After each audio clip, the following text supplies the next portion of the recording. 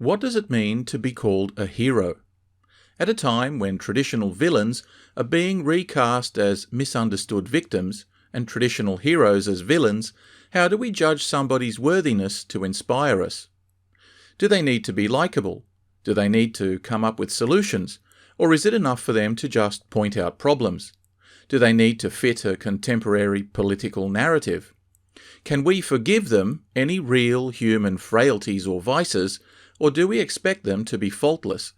Moreover, is there any scope for redemption for a sinner that has found his way, like St. Paul on the road to Damascus? If such a villain has been born again, do their past crimes forever hang over their heads like the sword of Damocles? And if not, what price must they pay to win our favour? In today's video, we will look at the life of Bartolomé de las Casas, who during the 1500s, at the most brutal time of Spanish conquest, indigenous exploitation and murder in the Americas, has been called the world's first social justice warrior. But his isn't a cosy story of messianic devotion to a cause held firmly in his breast from the outset. He was, in the beginning, one of the bad guys, up to his elbows in it. But then something happened that would transform him into a relentless champion of human rights at a time when the phrase didn't even exist. Taking part in the legendary Valladolid debate and an audience with the King of Spain and Holy Roman Emperor himself that would lead to changes in attitudes and law that provided a foundation for the European Enlightenment centuries later. And yet, today, he largely remains one of the unknown heroes of history. Join us as we review the life and times of this incredible and unsung hero, and his ongoing legacy of human rights that we take for granted today. But before we begin, please take a moment to like and subscribe for updates, and if you enjoy our content, please click on the PayPal link in the description section to leave a small donation and help keep this unfunded educational channel going. Don't forget to share and leave a comment, and as always, thanks for watching.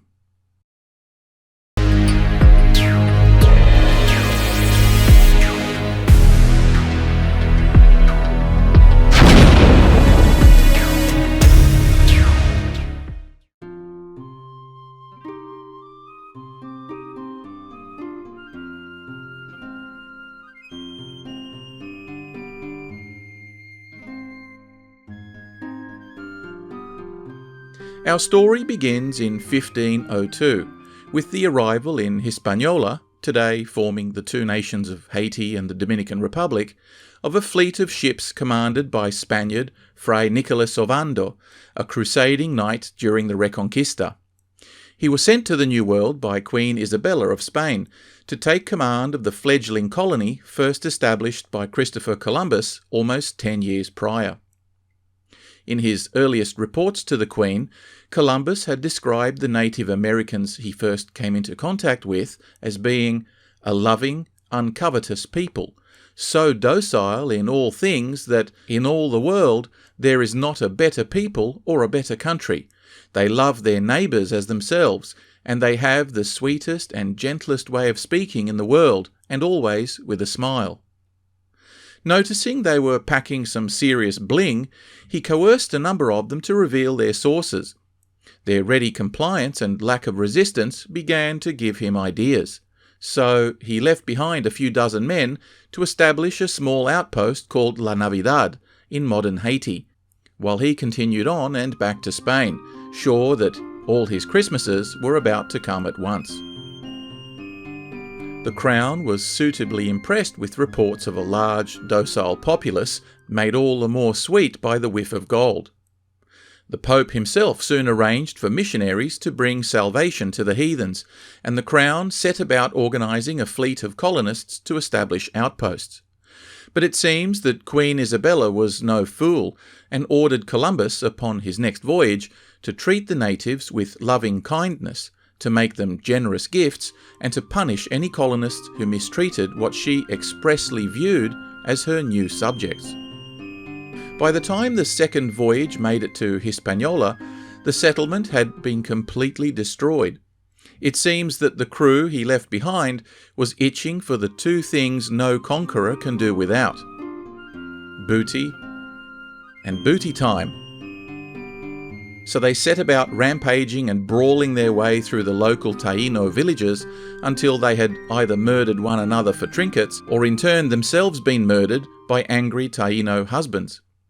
Furious, Columbus now set up a new settlement, Isabella, and again left a few dozen settlers while he continued exploring further north, to modern Cuba.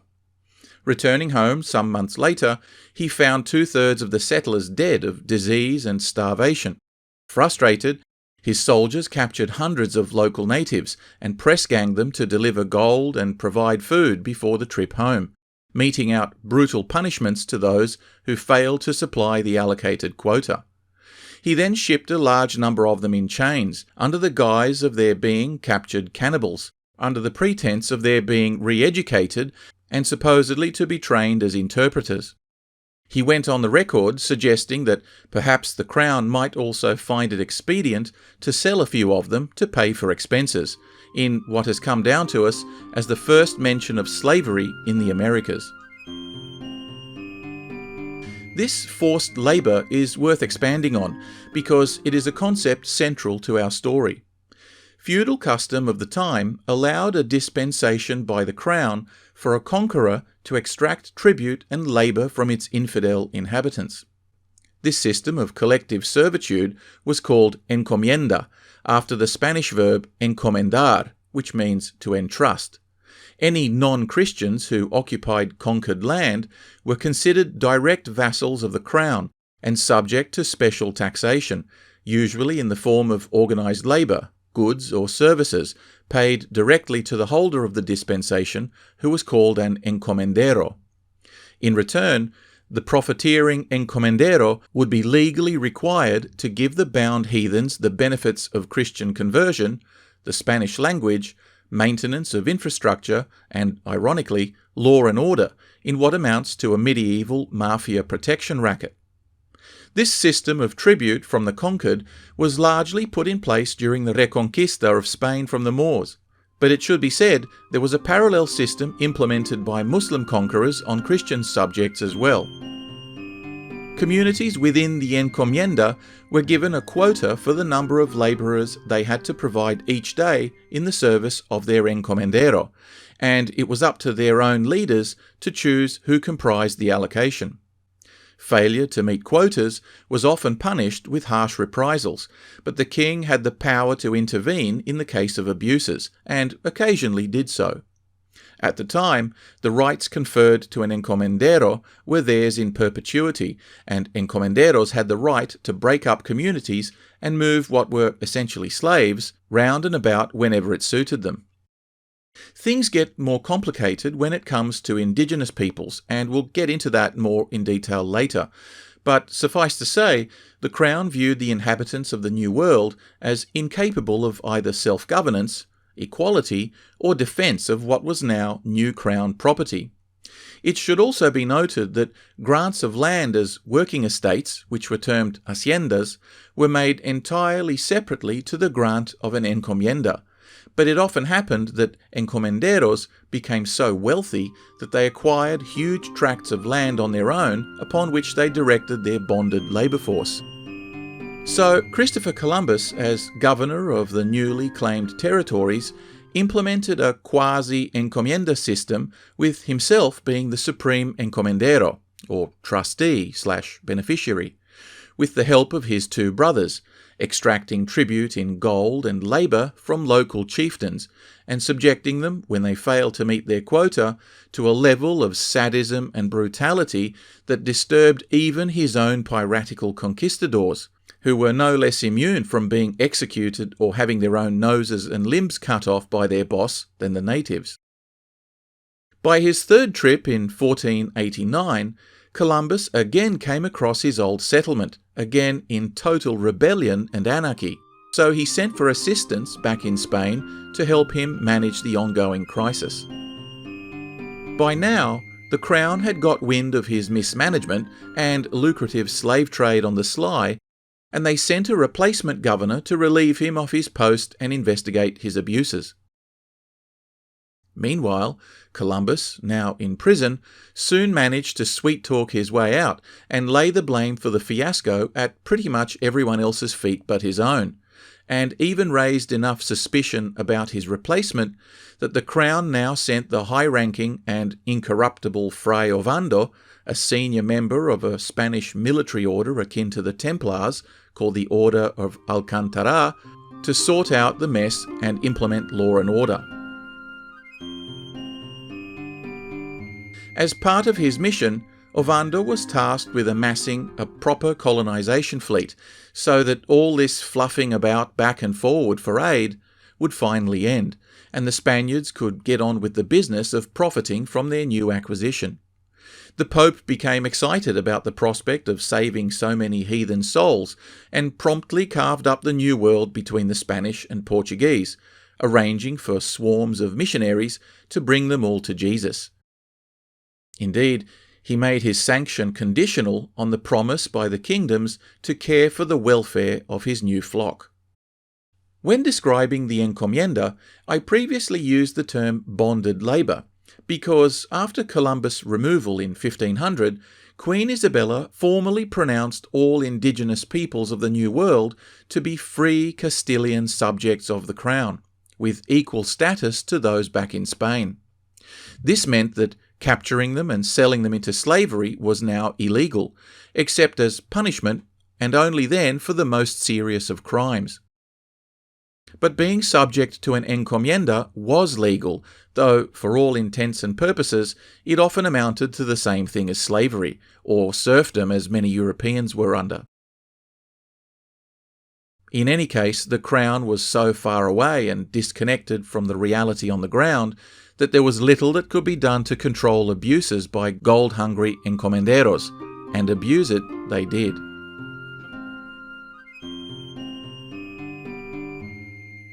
Las Casas and his father were on the boat with Ovando, along with one Francisco Pizarro, who would later go on to conquer western South America and defeat the entire Inca Empire.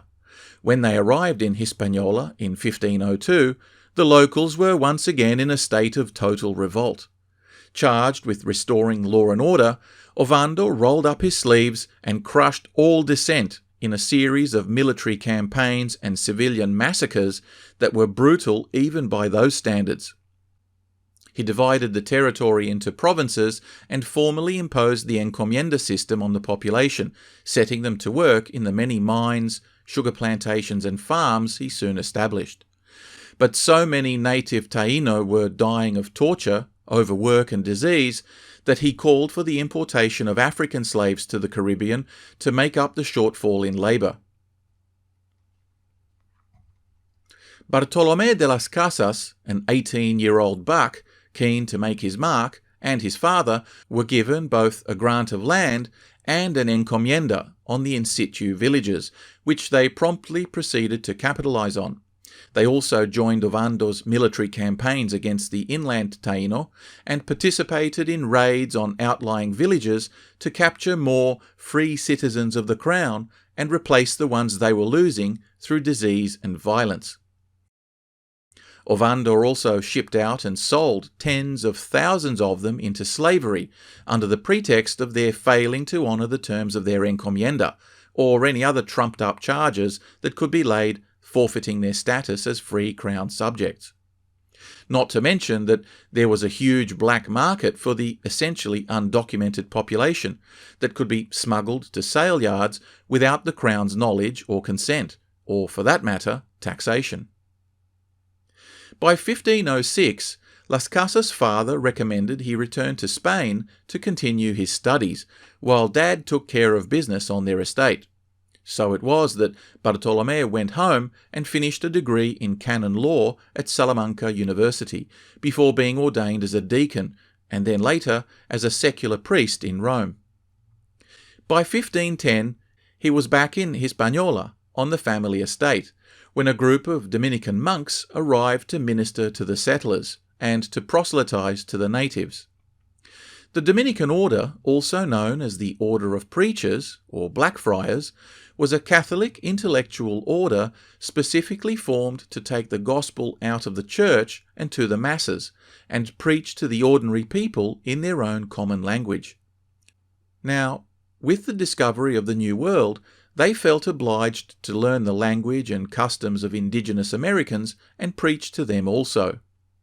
As part of this indigenous outreach, the usually sheltered and academic monks came face to face with the shocking brutality of the enslavement of native people, and made a number of astonishing pronouncements during fiery sermons that reverberated throughout the colony.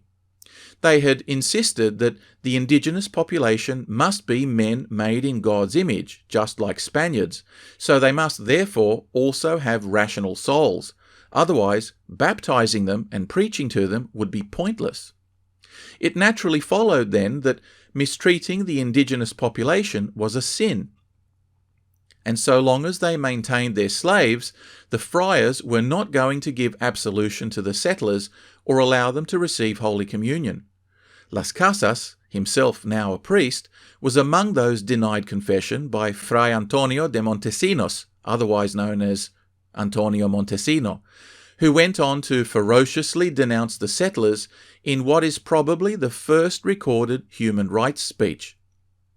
"Tell me, by what right of justice do you hold these Indians in such a cruel and horrible servitude? On what authority have you waged such detestable wars against these people who dealt quietly and peacefully on their own lands? Wars in which you have destroyed such an infinite number of them by homicides and slaughters never heard of before. Why do you keep them so oppressed and exhausted without giving them enough to eat or curing them of the sicknesses they incur from excessive labour which you give them, and they die, or rather you kill them, in order to extract and acquire gold every day?" Needless to say, the colony was in uproar. The settlers, led by Diego Columbus, eldest son of Christopher and now himself a big shot in the colonies, wrote an open letter to the king, denouncing the Dominicans as traitors and troublemakers and demanding their removal from the colony.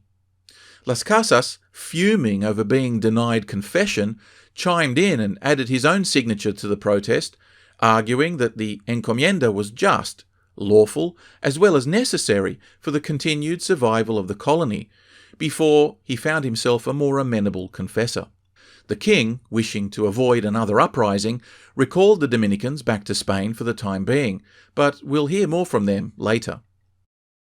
Over the next 2 years, Las Casas participated in the expansion into and conquest of Cuba, serving as a chaplain to the conquistador Diego Velázquez de Cuellar, witnessing the wholesale enslavement and extermination of the local Taino population.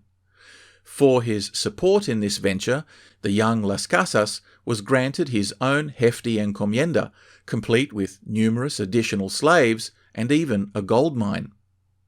He was now richer than he could have possibly ever imagined, and spent his time divided between managing his new estate and his duties as a priest. But the richer and more comfortable he got, the more he began to be haunted by his witnessing of all the innocent people that had been slaughtered to provide him with his fortune. One morning, he was working on a sermon and studying the book of Ecclesiasticus from the Old Testament, when the fiery sermon he listened to by the Dominican Montesino a couple of years ago came flooding back, melding with the words he was reading now, and he broke down sobbing. The passage he was reading struck him like a bolt from heaven. "He that sacrificeth of a thing wrongfully gotten, his offering is ridiculous, and the gifts of unjust men are not accepted. The Most High is not pleased with the offerings of the wicked, neither is he pacified for sin by the multitude of sacrifices. Whoso bringeth an offering of the goods of the poor, doeth as one that killeth the son before his father's eyes. The bread of the needy is their life. He that defraudeth him thereof is a man of blood. He that taketh away his neighbour's living slayeth him, and he that defraudeth the labourer of his hire is a bloodshedder. Las Casas immediately resolved to seek an audience with Velázquez, the governor, and informed him that he wished to renounce his encomienda and all his ill-gotten property, in order to preach to the settlers about emancipating their own slaves. Velázquez was intrigued, and his esteem of Las Casas only grew, but he was astute enough to know it would fall on deaf ears, so he tried to dissuade him to no avail.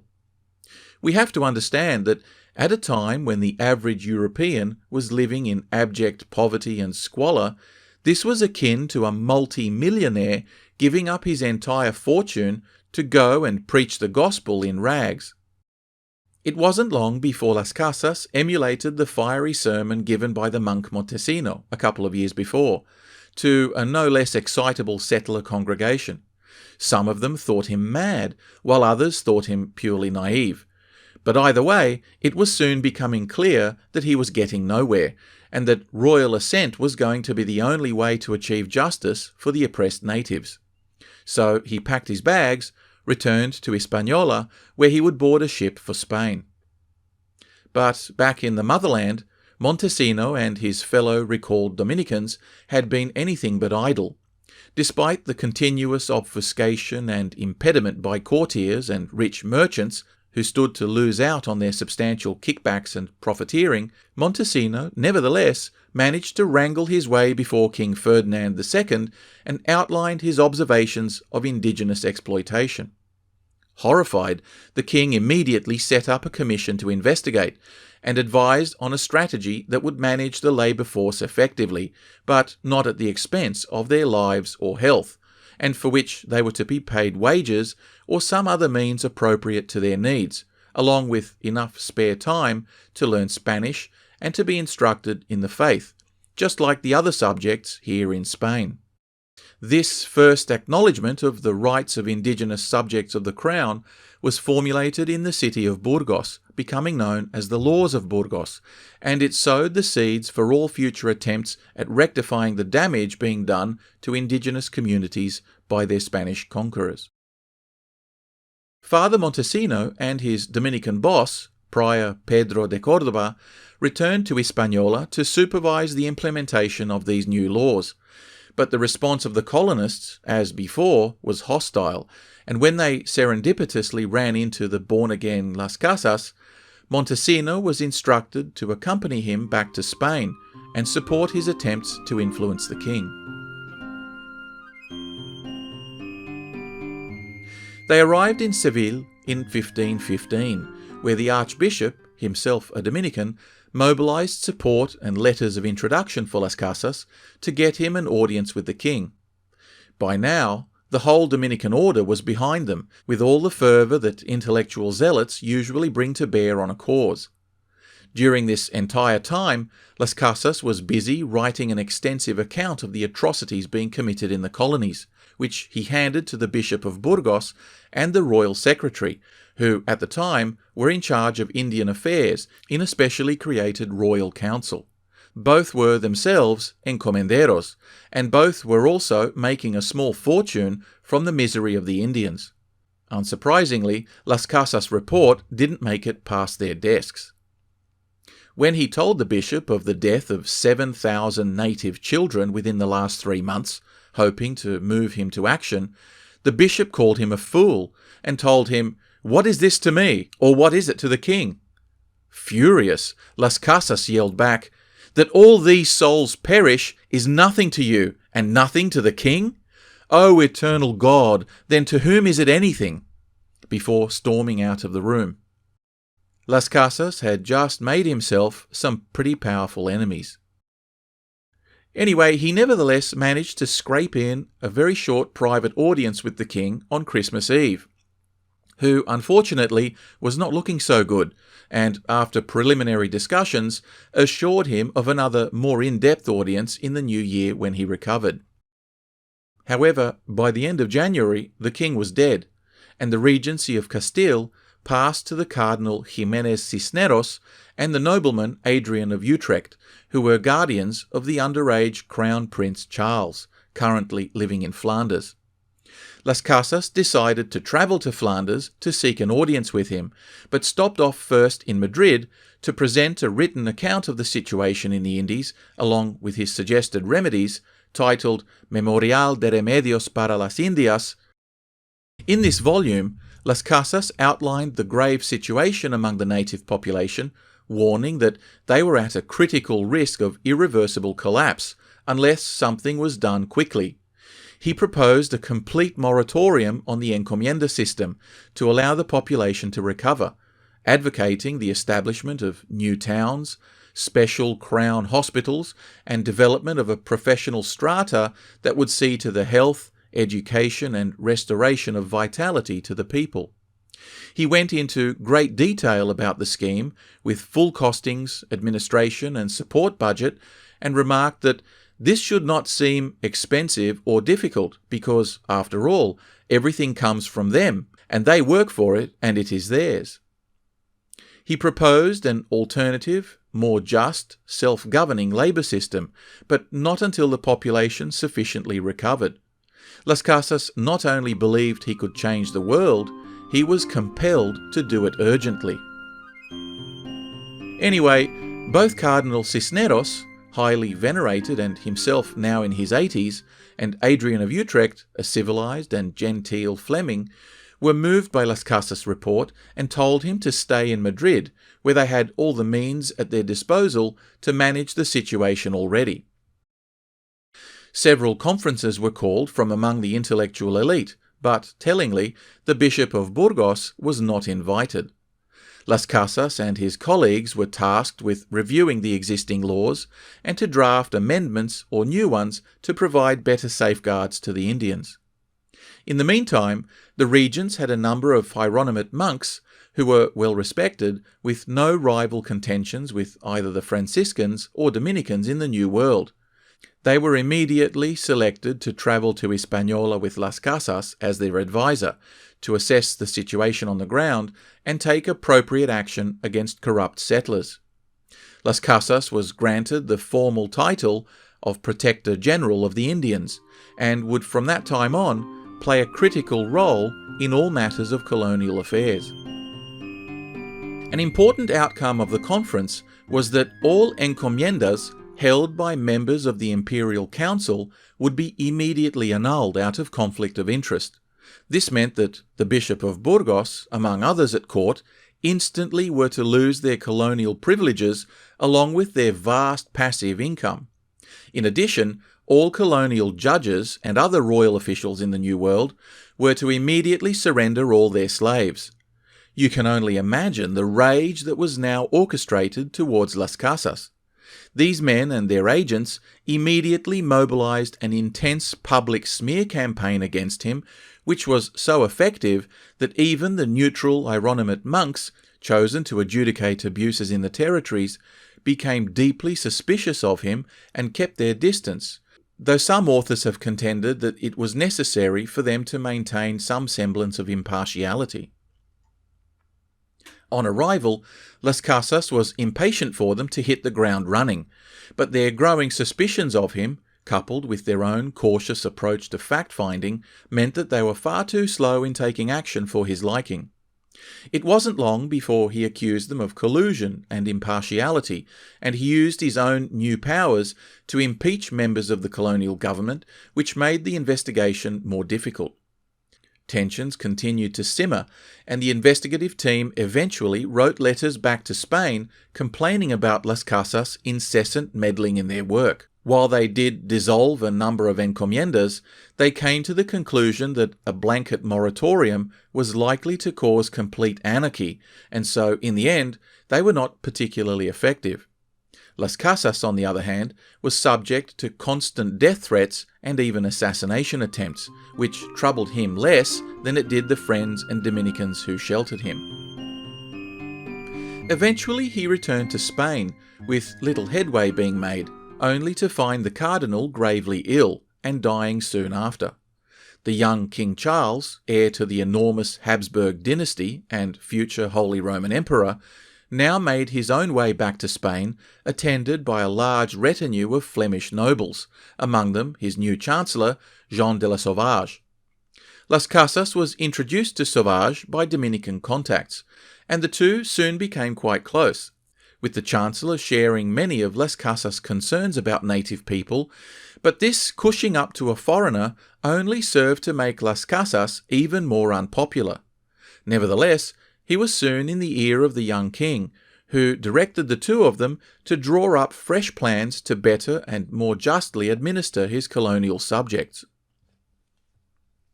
But this project was cut short with the sudden fever and unexpected death of the Chancellor, which left Las Casas effectively without any friends in court.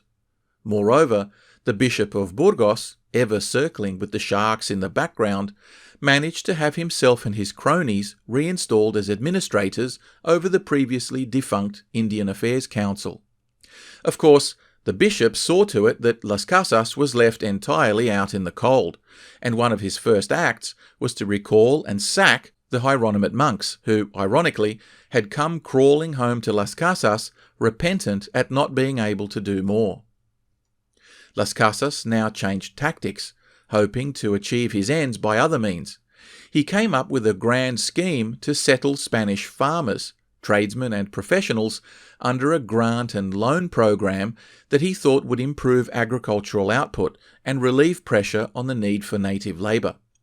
He also suggested that the shortfall in labour could be temporarily shored up with African slaves, a myopic view on slavery that he very soon regretted, becoming, in all his subsequent writings, an ardent abolitionist at a time when abolition was still centuries away. Some commentators have taken to criticise him for this temporary hypocrisy, but anyone who has read his voluminous writings in detail will note a desperate and repeated self-deprecation for not immediately campaigning against all forms of slavery right from the outset. He was his own greatest critic, even up to his very last moments. To put this all into context, it wasn't until the 1770s that English and American Quakers began a lonely but public campaign to push for an end to the Atlantic slave trade.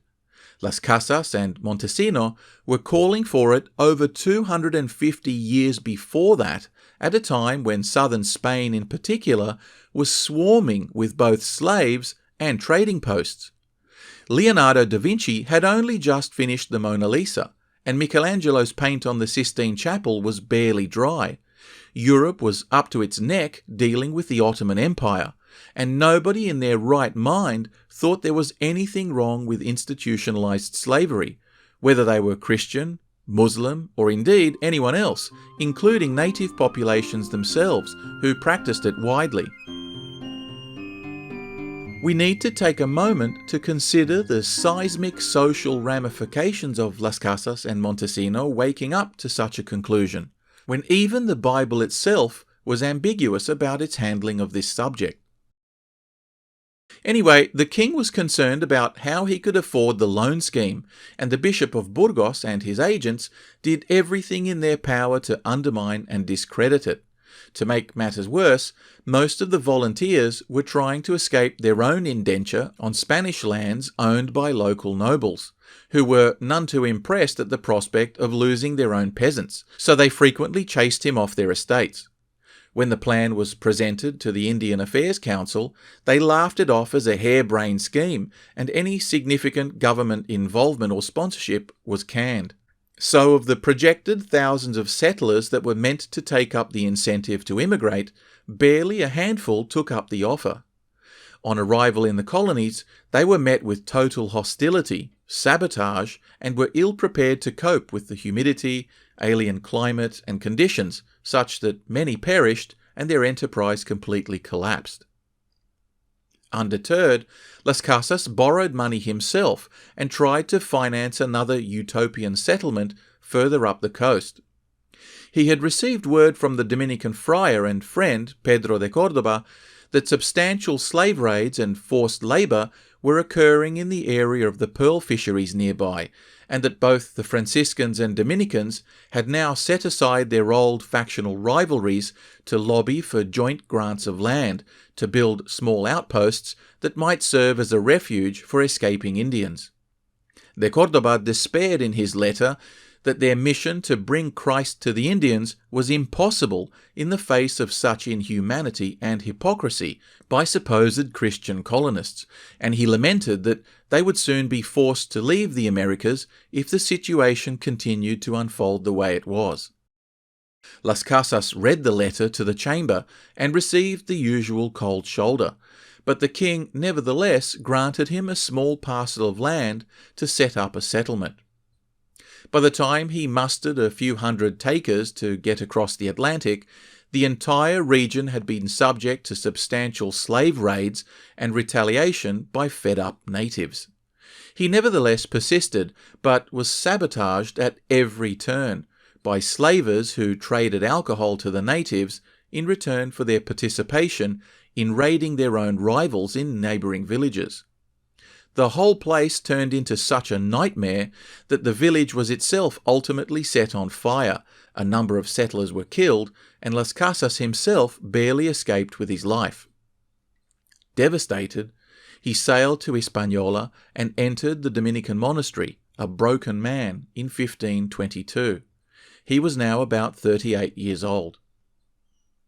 Now, just to backtrack a little, while he was planning his settlement projects back in Spain and realizing he had few friends after the death of the king's chancellor, Las Casas knew he had to find another way to undermine the council who was turning a blind eye to the atrocities in the colonies. So he put on his lawyer's cap and began discussions with the 8 chief canon law professors in Spain, whose job it was to advise the king in matters of religious jurisprudence, particularly when it came to not upsetting the Pope. Now, it turns out that when Pope Alexander VI petitioned the New World between Spain and Portugal after Columbus' return in 1493, it was on the express condition that their primary responsibility was to convert the native population to Christianity, as well as to provide for their welfare. Both of these conditions were utterly ignored in favour of purely commercial exploitation, and Las Casas was going to make sure that the Pope knew all about it by publishing his reports far and wide throughout Christendom, thereby hoping to shame the entire country and possibly implicating the crown as complicit in mortal sin. This would give the Pope an instant justification to annul and withdraw his grant of the entire continent to them for failing to honour their obligations. And that was just the start. One of the tactics used by Las Casas' enemies was to argue that the Indians were subhumans, incapable of self-government and therefore destined to be the slaves of Europeans. We'll get into that in a moment, but during his correspondence with the 8 canon law professors, he asked them what their own conclusions were on the matter based on the text of the Bible. He also asked them what their interpretations were of the now long-deceased Queen Isabella's testimonial that those subjects were free vassals of the crown, in light of the now incontrovertible evidence of genocide being presented to them. The result was that all 8 professors turned up at the next Indian Affairs Council meeting and so roasted the lords present, threatening their immortal souls to damnation, and worse, punishment by the Inquisition for heresy, that shockwaves reverberated through the country. The professors roundly condemned the entire encomienda system, but they were hardly qualified to offer better solutions, and so the scandal, bad as it was, ended up causing little actual change on the ground.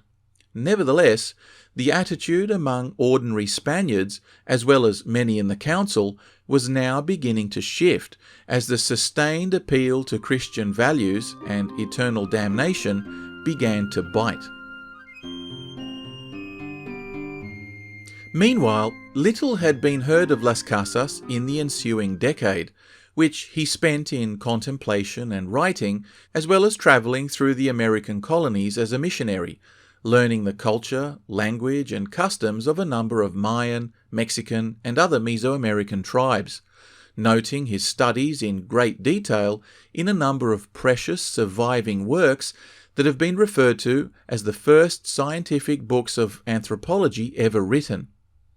He also spent that time in constant discussion with his own Dominicans, as well as Franciscans, on the best way to convert indigenous people to Christianity, being elected bishop in the Diocese of Chiapas in modern Mexico. The Franciscans favoured a mass baptism approach of quantity over quality, while the Dominicans preferred a voluntary and considered approach to baptism. These discussions again opened up debate on whether Indians were indeed rational beings, like the Spaniards, and Las Casas' writings in a book titled De Unico Vocationis Modo, The Only Way of Conversion, directly influenced Pope Paul III to issue a bull titled Sublimis Deus, which stated that the Indians were rational beings and should be brought peacefully to the faith as such. This caused significant friction with the Franciscans, whose techniques he condemned as invalid. Never one for idleness, he continued to refuse taking confession from slave owners, excommunicated a number of them, even refusing to give the last rites to encomenderos on their deathbed until they freed their slaves. Not surprisingly, this resulted in a constant stream of complaints to the crown and regular threats to his life. He continued preaching throughout the region, however, and by all accounts, the missions he built there were peaceful and successful in their work. So much so that he was recalled to Spain to teach his methods and train new missionaries in his style of preaching. But he never lost an opportunity to pursue his primary goal, abolition of the encomienda system and slavery in all its forms. In actual fact, the effect of his relentless lobbying, that of his Dominican colleagues, as well as the support of the 8 professors, had resulted in an abolition of the encomienda in 1523, only to be subsequently reinstated in 1526, and then further easing of the slavery laws occurred in 1530. He felt that now, more than ever, it was important to stop the erosion of everything he had worked so hard for. He returned to Spain and lobbied the king hard, who was by now Holy Roman Emperor, with a whole lot more problems than before, but nevertheless convinced him to hold a number of hearings on the matter, where he presented his fullest report yet. It was so incendiary that it wasn't published until a decade later, titled Brevísima Relación de la Destrucción de las Indias, a short account of the destruction of the Indies. His graphic depictions of murder and brutality provide us with the clearest account of abuse on record, and served, even then, as fuel in the new Protestant propaganda throughout Europe against the corrupt practices of Catholic monarchs. Nevertheless, Las Casas' tireless lobbying resulted in the passing of new laws which would phase out the encomienda by removing its inheritance and passing it back to the crown. It expressly forbade the enslavement of Indians and made numerous exemptions for them in providing tribute or even labour. Of course, Las Casas, as usual, didn't think they went anywhere near far enough, but the reforms were loudly rejected by colonial encomenderos, who swiftly rose up in rebellion against the crown, for which little could be done for the time being.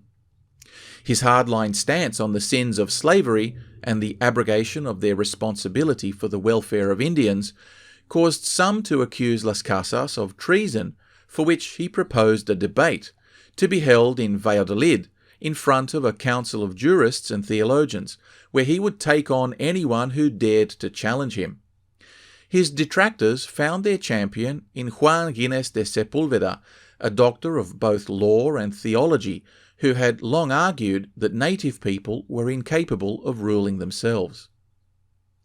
Everything was set for what had become known as the Valladolid debate, held throughout the year of 1550. Sepúlveda argued that the heathens were of a low order of civilization, living in a sinful state of nudity, sacrificing and eating one another. Natural laws dictated that they should be civilized by those of a higher order, by force if necessary, He argued that the conversion to Christianity was a moral obligation, even if it meant it had to be done through violence, and that the Spanish were obviously best suited to the task of both civilizer and protector of weak Indians against the abuses of stronger ones. Las Casas argued that the Pope had already made declarations on the way natives should be brought to Christ, and that the chief professors had already made their interpretation of canon law regarding the rationality of indigenous people, as well as the proclamation of Queen Isabella as to their subject state. He went on to describe both the highly complex societies of the Aztec, Maya, and other indigenous societies, and drew many parallels with ancient Greece and Rome, indeed often pointing out their own superiority, where no sane European would dare refer to the Romans and Greeks as being uncivilized. He closed his arguments by replying to Sepulveda that the oppression of some Indians to others was morally preferable to all Indians suffering oppression by the Spanish, and closed by making the prophetic statement that Spain's greed in the New World would eventually hemorrhage the kingdom of both blood and treasure, from which it, as well as its dominions, may never recover. Indeed, by the 1700s, Spain's population was barely greater than that of the time of Isabella. The adjudicator summed up both sets of arguments, and the judges went away to consider their verdict. Some months later, the outcome was pronounced to be inconclusive, though both debaters claimed victory. While Las Casas' fame now became legendary, and he was considered the last word on all matters Indian, troubles in the colonies only worsened. The Pizarro brothers laid waste to the established Inca civilizations in the west, and the diseases they brought with them, such as smallpox, cholera, typhoid, and influenza, spread so rapidly through the land that it caused the deaths of upwards of 90% of the indigenous population. Some anthropologists believe this amounts to over 10 million souls, one of the greatest single catastrophes in human history. The ongoing backlash by encomenderos to the new laws caused ceaseless uprisings and violence that took decades to suppress, and only brought further suffering to decimated native populations. Father Montesinos, who had planted the seed of human rights into Las Casas all those years ago, continued himself to be active in the colonies and was to establish the first Christian mission and have the distinction of holding the first Mass in what is now Georgia in the United States.